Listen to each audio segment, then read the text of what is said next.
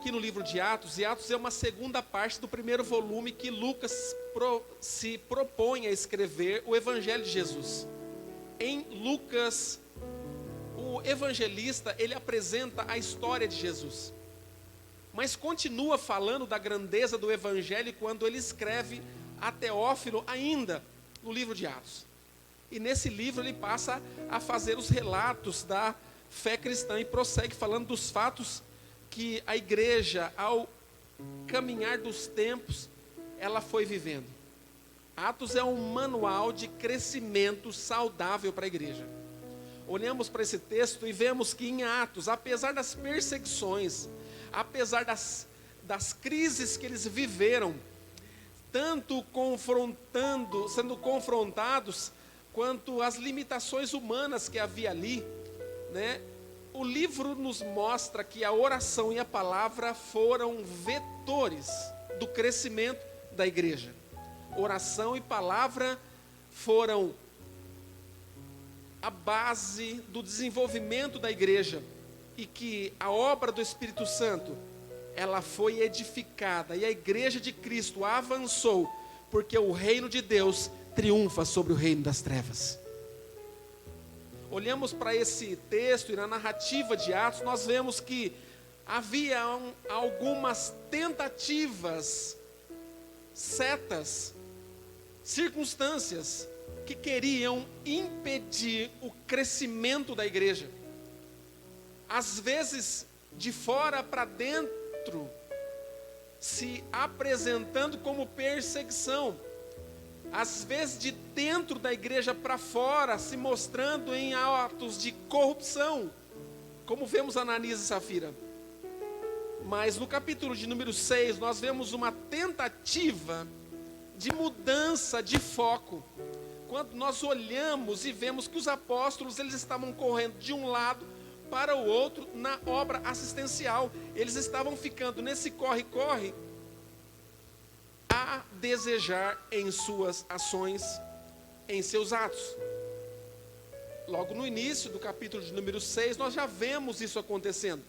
Ou seja, o crescimento da igreja trouxe em si uma bagagem de problemas potenciais.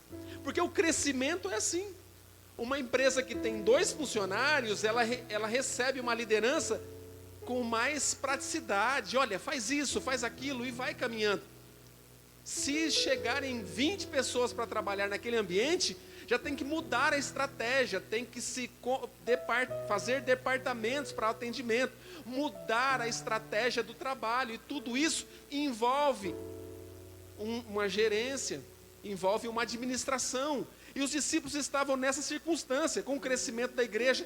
Eles precisavam enfrentar situações urgentes, enfrentar situações necessárias, precisas, de um modo rápido.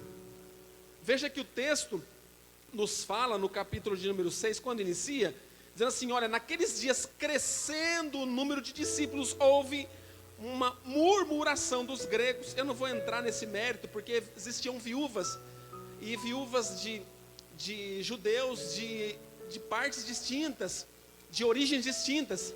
E não era maldade dos discípulos ou apóstolos ao esquecerem, mas era fato que eles estavam sobrecarregados, eles estavam exercendo o papel, e houve um tumulto.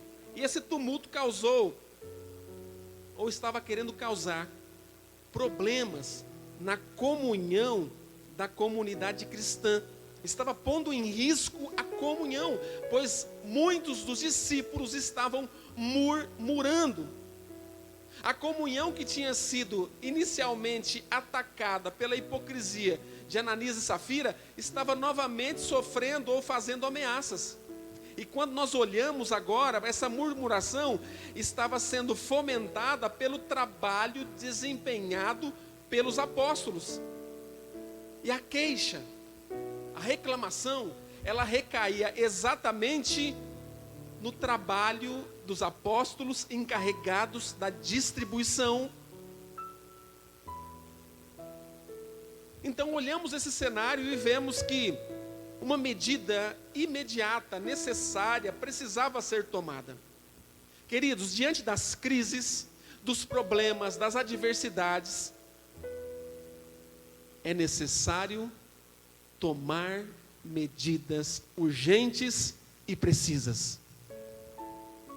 E aqui nesse texto nós começamos a olhar e vemos que favoravelmente os apóstolos, eles já identificam o problema, e nos versos seguintes ao primeiro, nós vemos que eles encontram o resultado, e um resultado profícuo, abençoado. Olhamos para esse texto e nós vemos um comentário de Ralph Early. Ele diz assim: olha, temos aqui nesse texto uma ajuda prática de como solucionar problemas.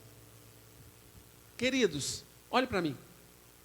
Quem de vocês não enfrenta problemas? Então você não precisa estar aqui nessa noite. Se você não tem problemas, se você é um ser extraterrestre, você não é para estar aqui.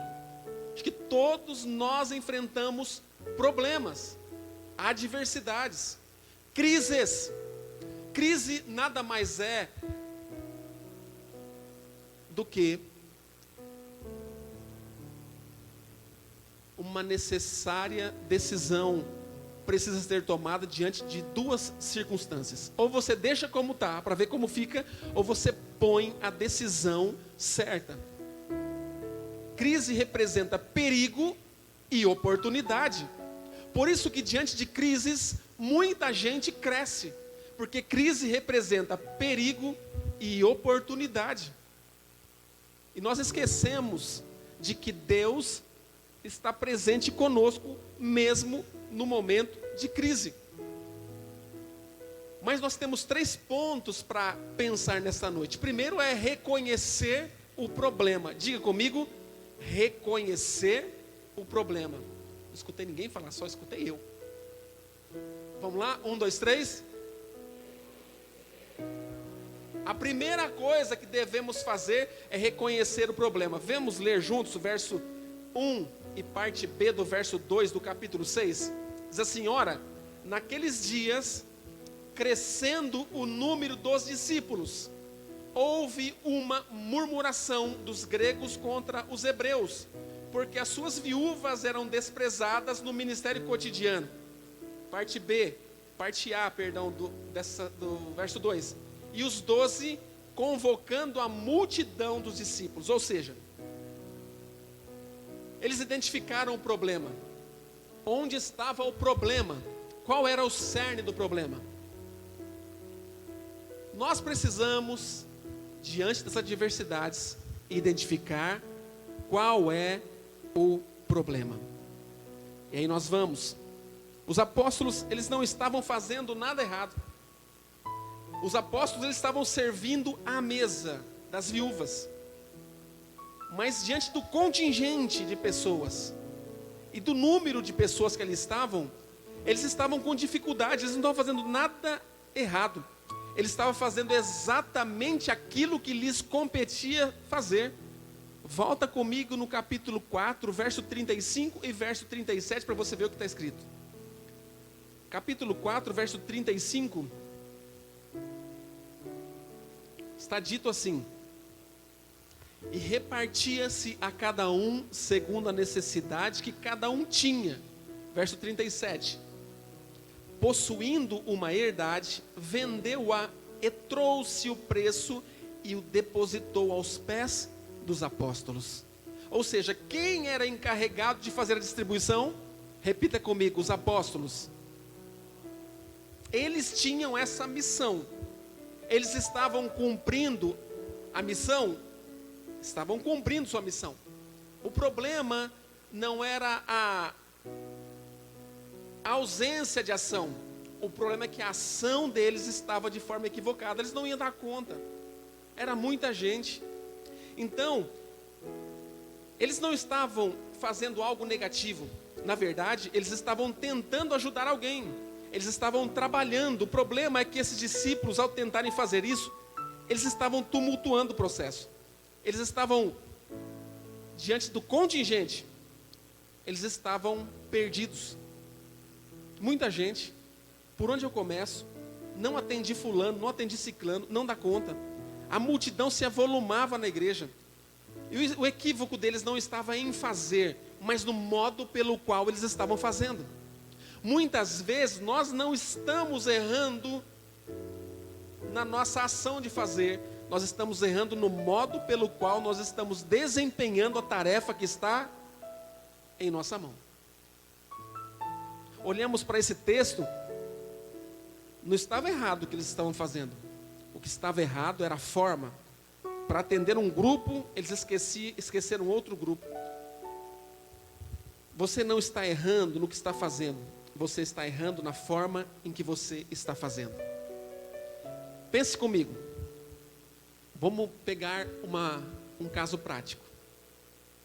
Quantos aqui concordam que fazer atividade física faz bem para a saúde? Levanta a mão.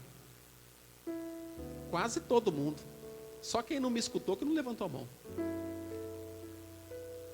Veja só, eu só não vou perguntar quantos estão fazendo atividade física, porque eu vou constranger. Vou esperar umas 3 semanas, eu pergunto, aí você vai, todo mundo levanta a mão de novo. Porque fazer atividade física é algo... Fazer atividade física é algo bom. O problema é quando essa atividade física, ela consome o meu dia e todos os meus propósitos. Eu esqueço que eu tenho família, eu esqueço que eu tenho trabalho, eu esqueço que eu tenho filhos, eu esqueço que eu tenho que dedicar a minha vida devocionalmente a Deus. Eu esqueço que eu tenho outros propósitos e prioridades na minha vida. Mas fazer atividade física é bom, não é ruim. O problema é quando essa atividade que eu faço, ela consome toda a minha vida e eu fico omisso naquilo que eu deveria fazer. Isso em muitos aspectos da nossa vida acontece. Muitas vezes nós olhamos e as pessoas esqueceram que tem uma vida fora. Esquecem da prioridade da vida. Eu diria que a gente tem um trabalho, e se nós nos doarmos totalmente ao nosso trabalho, eu trabalho 24 horas, tem muita coisa para fazer. Mas tem uma coisa, quando eu passo todo esse tempo trabalhando, eu estou suprimindo de outro lado da minha vida atividades que eu devo ter também, que é a minha família, que é a minha devoção a Deus e tantas outras coisas. Mas há algo ilícito no meu trabalho? Não. O problema é que nós olhamos para o salmista e ele já fala para mim e para você. Ele fala assim, olha, inútil vos será levantar de madrugada, repousar tarde. A palavra diz para você que Ele te ama e que enquanto você dorme, Ele supre todas as suas necessidades. Não precisa se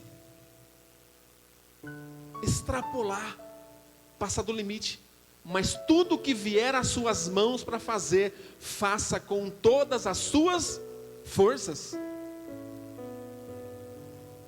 Os discípulos estavam fazendo tudo e queriam fazer tudo sozinhos, como se eles fossem vencer o mundo, mas eles não iriam dar conta. Era necessário que eles parassem, entendessem que todo o esforço, dedicação e empenho deles seriam inútil. Eles teriam que abrir mão dessas coisas para alcançar coisas novas. Muitas vezes nós queremos segurar tanto esse copo de água na mão que não podemos pegar uma garrafa de 2 litros, porque minha mão está ocupada com esse copo. Talvez eu poderia estar segurando uma outra coisa, mas eu seguro tanto esse copo que eu não alcanço coisas maiores e melhores que Deus tem para mim.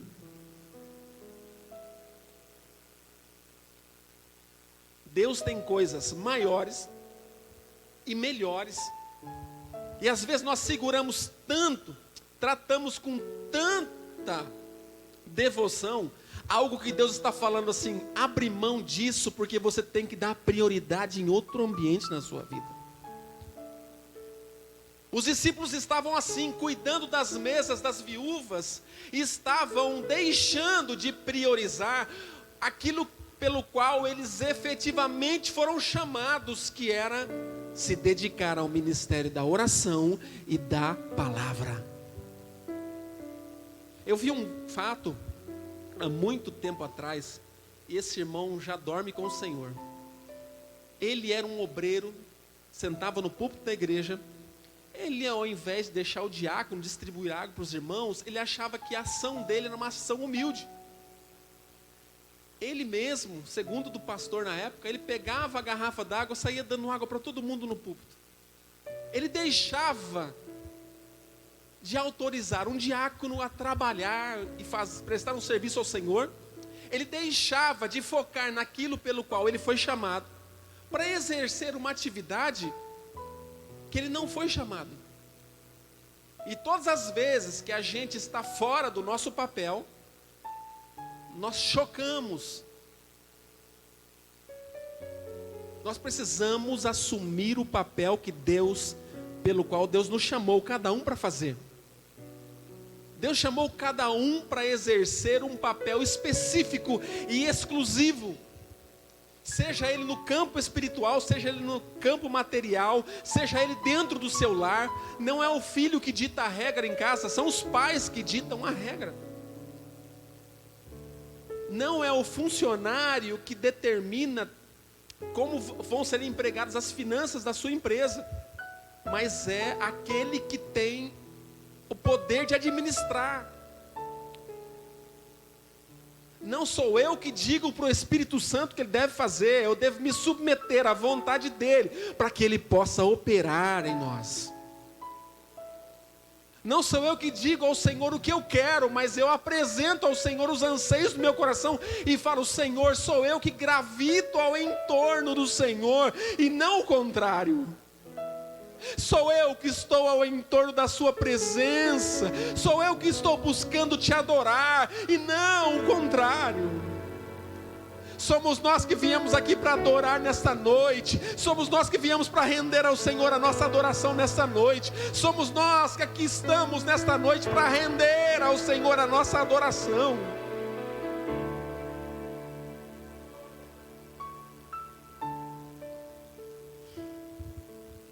Aleluia.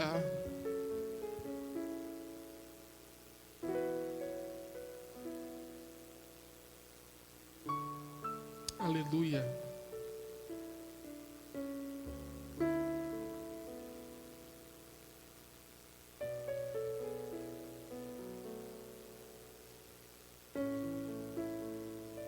Olha o que eles dizem: não é razoável que nós deixemos a palavra de Deus e sirvamos as mesas. O que eles estão dizendo? Nós precisamos observar quais são as nossas prioridades.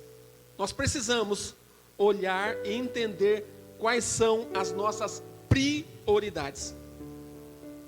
Você pode ver a rede social, você pode postar um vídeo na rede social, você pode postar um texto da palavra de Deus na vida social, na rede social. Mas o problema é quando você se imerge tanto na rede social que você esquece das suas obrigações pessoais com a sua família. O problema não é você estar envolvido com o reino, mas você precisa priorizar Deus na sua vida. Sim, acontece que muitas vezes Deus, deve estar em primeiro lugar. Você coloca a obra em primeiro lugar e Deus em segundo plano. Então esse ativismo, ele pode ser um equívoco para a sua fé. A sua prioridade é o Senhor. Sim, Ele é a sua prioridade, Ele é a nossa prioridade. Mas quando nós esquecemos o nosso foco, das nossas obrigações que estão ao nosso redor, não olhamos para a nossa família, não olhamos para o que é mais importante na nossa vida.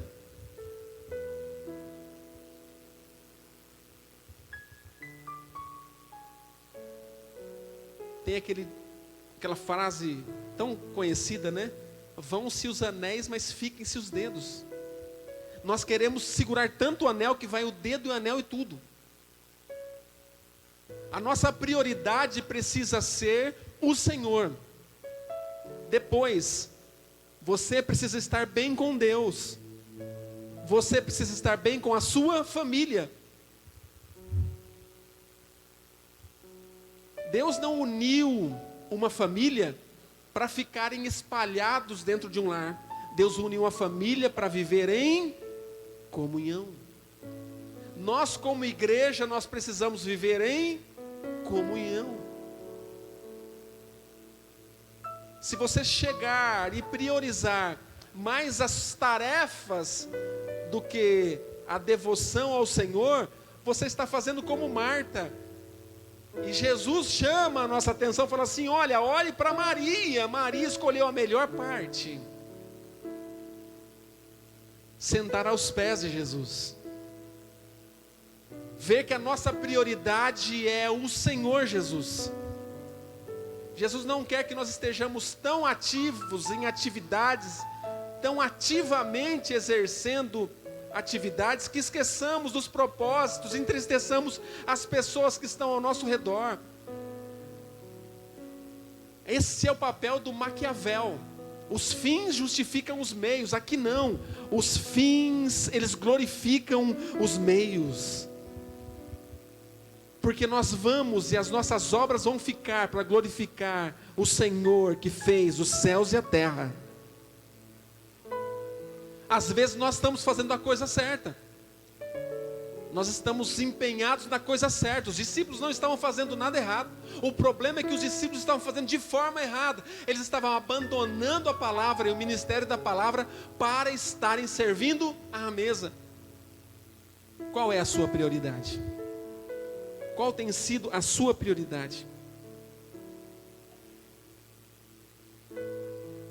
E tem muita gente comprometendo a vida com isso. Tem muita gente comprometendo a sua vida com isso. Não é pelo que você faz, mas pela forma com que faz.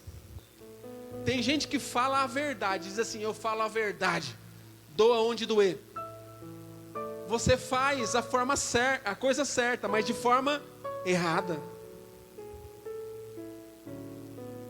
Você faz aqui nós vemos, queridos, como é necessário a sensibilidade que os discípulos, os apóstolos tiveram para entender os propósitos de Deus. Nós precisamos pedir para Deus sensibilidade para entender os propósitos e os planos que Ele deseja que tenhamos. Altere a forma. Vamos alterar sua forma. Vamos entender o plano de Deus, continuar servindo ao Senhor, mas priorizando o Senhor na nossa vida.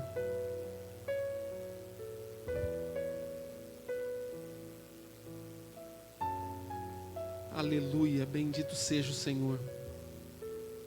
Aleluia. Aleluia, aleluia. Aleluia. Cuide das prioridades de Deus na sua vida e Ele vai cuidar de todo o restante para você. Nós precisamos estar sensíveis àquilo que Deus nos chamou para fazer no reino dEle. Estamos sensíveis que a voz de Deus fala ao nosso coração, fala à nossa alma, e nós ainda queremos resistir à voz de Deus que nos orienta, que nos traz sensibilidade. Às vezes tem alguém ao seu lado gritando para que você enxergue e veja, que você enxergue sensivelmente a voz de Deus falando ao seu coração, que há uma prioridade para você. Se eu cuidar e priorizar o que de fato é prioridade, Deus vai suprir todas as necessidades nossas em Cristo Jesus. Muitas crises na vida, queridos, elas vêm para sinalizar para mim e para você que nós precisamos alterar a forma pela qual nós estamos realizando ou fazendo algo na presença de Deus. Nós estamos vendo aqui que talvez o pecado não esteja naquilo que faz, mas na forma pela qual nós estamos fazendo.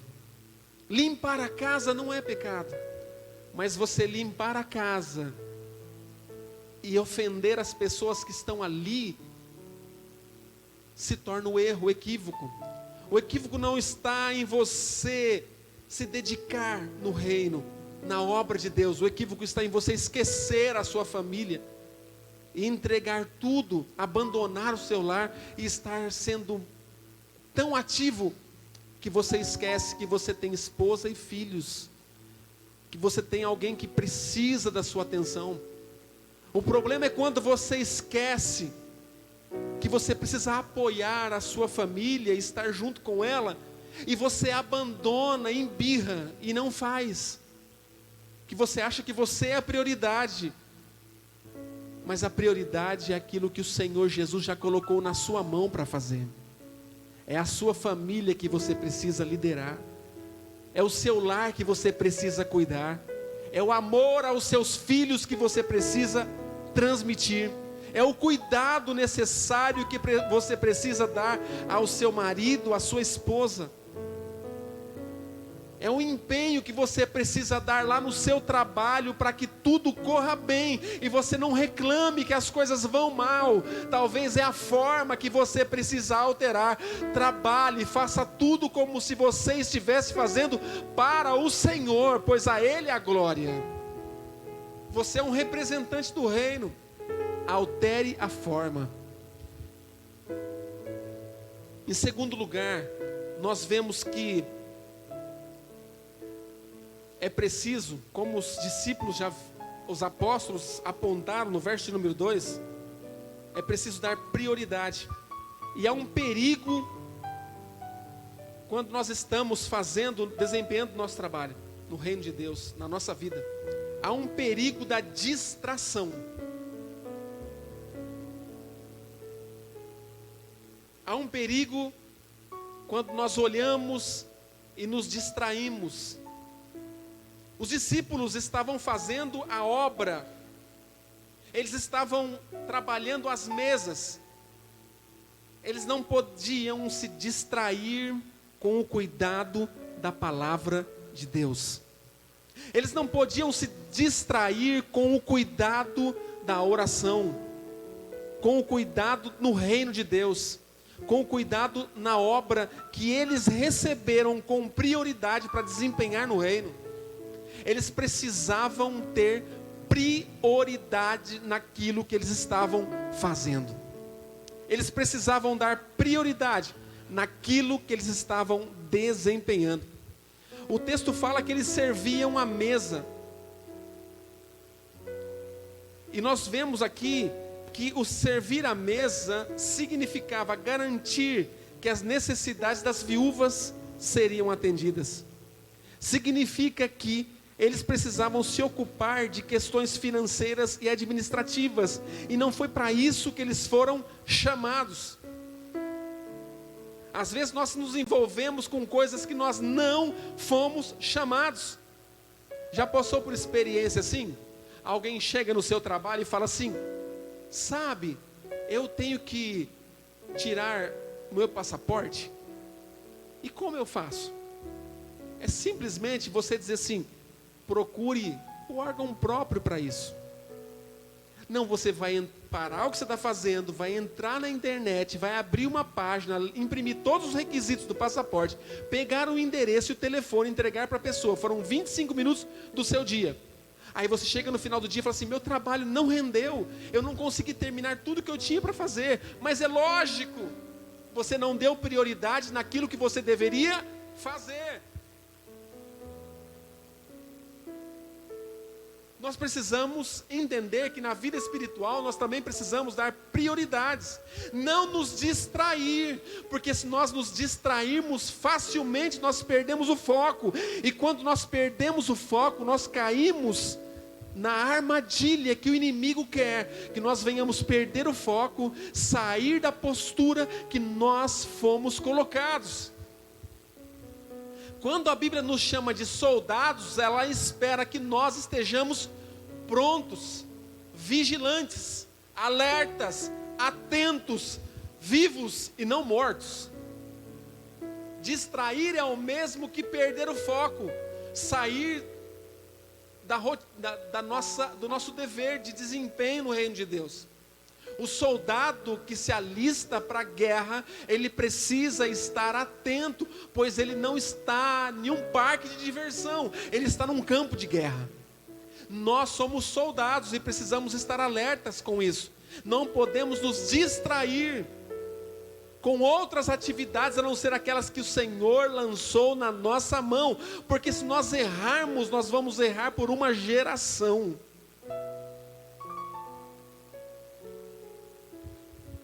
Quando olhamos para os discípulos, poderíamos dizer que era apenas uma questão de chamado. Eles foram chamados porque para eles foi confiado o oráculo de Deus, ou os oráculos do Senhor, o ministério da palavra. Eles foram encarregados de ensinar a palavra, fazer discípulo por todas as nações. Quando olhamos para Atos dos Apóstolos, nós vemos que Atos se divide em 3 partes. Nós olhamos que na primeira parte eles evangelizam Jerusalém. Na segunda parte eles fazem um evangelismo um pouco mais apurado e vão para a Judéia e Samaria e os confins da terra. Eles tinham uma prioridade, eles precisavam ensinar e fazer discípulos de todas as nações, ensinando, batizando, e se eles não fizessem isso, perdessem a prioridade, eles estavam errando o alvo. E o reino de Deus estaria sofrendo com isso. Quando você erra a sua prioridade, alguém está sofrendo com isso.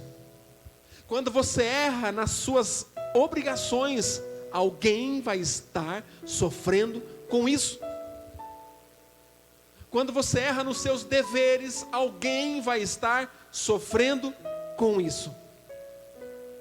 Quando nós erramos no papel que temos que desempenhar, alguém vai estar sofrendo com isso. Nós olhamos para o profeta Jonas, ele está bem, tudo está muito tranquilo, ele recebe uma comissão, vai para Nínive, prega arrependimento, fala para aquele povo que eles precisam arrepender-se. Eu vou nada. Jonas dá linha, desce para o porão, tenta evadir-se. E quando ele entra no porão, ele começa a dormir. Aparece alguém para reclamar a ele. O que você faz aqui, dormente? Levanta, clama ao teu Deus antes que morramos. Alguém estava pagando preço, porque Jonas estava sendo negligente nas suas ações. Mas Deus vai dando corda, e assim Ele faz conosco também. Ele vai dando corda, até chegar o momento que Ele puxa essa corda. E aí Jonas se encontra exatamente no lugar onde ele devia estar, para fazer o papel que ele deveria cumprir, quando do chamado, e Deus dá uma segunda chance para ele. Mas preste atenção, nem sempre Deus dá uma segunda chance. Ele quer que nós não nos distraímos no caminho para o serviço pelo qual nós fomos chamados. Embora o trabalho dos discípulos, dos apóstolos, ele era justo, ele era necessário, a assistência às viúvas pobres não deveria ser prioridade deles. A prioridade deles era a oração e o ministério da palavra. A prioridade dos apóstolos muda, por quê? Porque a partir de um momento as demandas acontecem, uma multidão aparece. Então surge um terceiro ponto da nossa reflexão, é que era necessário agora eliminar o problema que havia se instaurado. Se para você encontrar a solução, você precisa primeiro identificar e reconhecer o problema, você precisa dar ênfase para as prioridades. Em terceiro lugar, nós precisamos eliminar os problemas de uma forma definitiva. Sabe aquilo que é arrancar pela raiz? É isso que precisa ser feito. Os discípulos disseram assim: vamos encontrar uma solução. Chamaram toda a multidão de discípulos e falaram: nós precisamos de homens cheios do Espírito Santo, cheios de fé, homens que possamos entregar a eles atividades que nós não estamos dando conta de realizar. E eles tomam uma decisão, reconhecem que estavam na contramão, que eles precisavam aumentar ou alterar a gestão e a administração. Então Deus revela para ele homens cheios do Espírito Santo para desempenho dessa função. Quando nós queremos resolver um problema com as nossas próprias mãos, com a nossa própria sabedoria, com o nosso próprio entendimento, com o nosso próprio conhecimento, nós podemos nos frustrar. Mas quando nós nos voltamos e olhamos para os princípios que os discípulos utilizaram e disseram: eu preciso de homens de boa reputação. Ou seja, as minhas decisões na solução dos problemas não podem envolver a minha reputação. Segundo, na solução dos problemas, eu preciso do Espírito Santo e preciso de fé.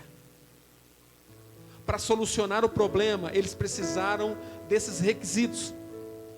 E algumas crises na vida, elas podem revelar que bons projetos, em algum momento da caminhada, eles precisam ser deixados para trás.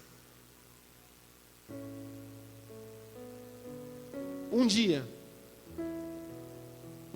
nós precisamos deixar algumas prioridades da nossa vida. Um dia nós precisamos deixar a casa dos nossos pais para o que a Bíblia fala, unir-se-á, deixará o homem pai e mãe, e unir-se-á a sua mulher, e serão ambos uma só carne. E não é só essa a decisão, nós precisamos tomar decisões que quando nós abandonamos uma atividade na igreja, nós assumimos outra. Não quer dizer que você vai abandonar, quer dizer que você vai substituir. Ou seja, o que os discípulos não estavam entendendo é que eles estavam pensando que deveriam ser abandonadas as mesas dos discípulos, das viúvas. Mas os apóstolos, eles entenderam o que realmente deveria acontecer. Eles precisavam substituir as suas atividades por pessoas de boa reputação, cheias de fé e cheias do Espírito Santo. Entregar o cuidado da mesa das viúvas era uma prioridade boa? Sim. Era algo bom? Sim. Mas teve um problema. Esse algo bom começou a trazer problemas. Quando você faz algo bom e que esse algo bom começa a trazer problemas, é hora de você refletir se não é necessário substituir o que você está fazendo. Tem gente que fala assim: pastor, é bom o que eu estou fazendo e eu não quero, não tem problema, eu vou continuar fazendo isso porque é bom. Você está na contramão. Se não está fazendo bem, se está fazendo mal, não é bom, está sendo mal. Até mesmo quando nós nos dirigimos a um lugar para adorar o nome do Senhor. Conversava com uns crentes ontem, que dizia assim: ai, eu não aguento mais chegar lá, sentar e ficar no culto. Não aqui, de um outro lugar. Eu disse: querido, se não faz bem para você, você precisa encontrar um lugar onde você fica feliz, onde você chega para adorar o Senhor, isso te faça bem, onde o Espírito Santo alegre a sua alma, porque senão você não está sendo bênção no lugar onde você está fazendo mal para você e para todos que estão à sua volta. Sabe por quê? O resultado disso chama-se murmuração, e o povo no deserto sofreu a pena de ser engolido, porque murmuraram no deserto. E a murmuração é um pecado de feitiçaria, ele não agrada ao Senhor.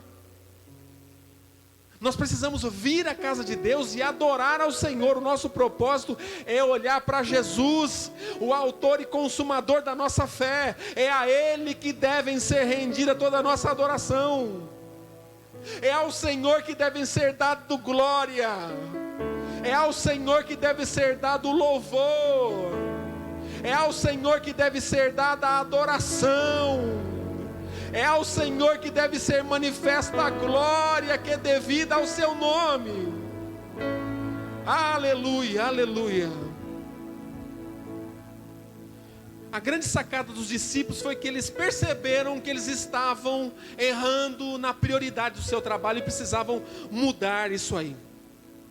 E aí eles entenderam que era preciso substituição. Alguém tinha que vir fazer esse trabalho, porque senão todo o trabalho do reino estaria comprometido com a sua ação e seu trabalho.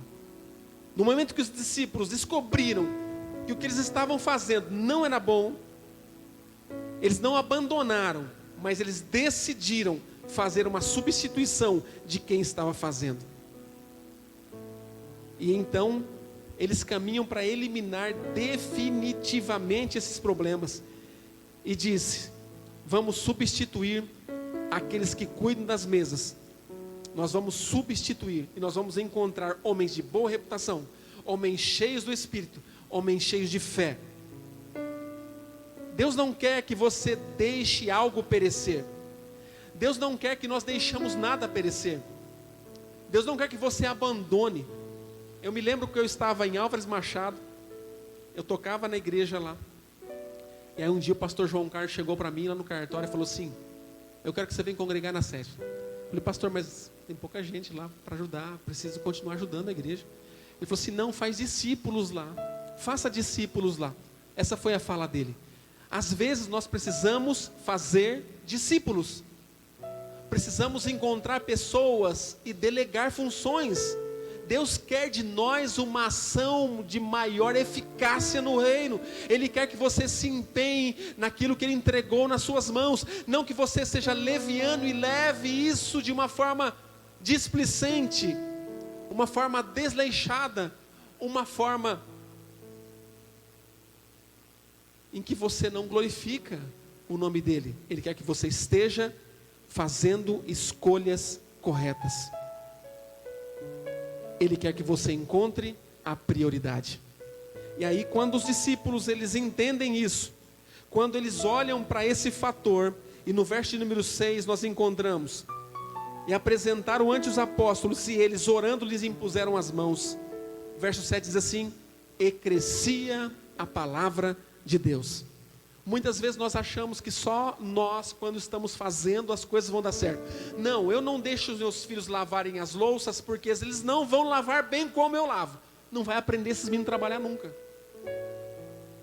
Não, quem tem que lavar o carro é eu. Vai que ele passa uma bucha e risca o meu carro. Não vão aprender a trabalhar nunca. Não pode varrer a casa. Eles varrem mal, passam mal pano, não vai ficar legal. Irmã, pelo amor de Deus, deixe as pessoas fazerem isso.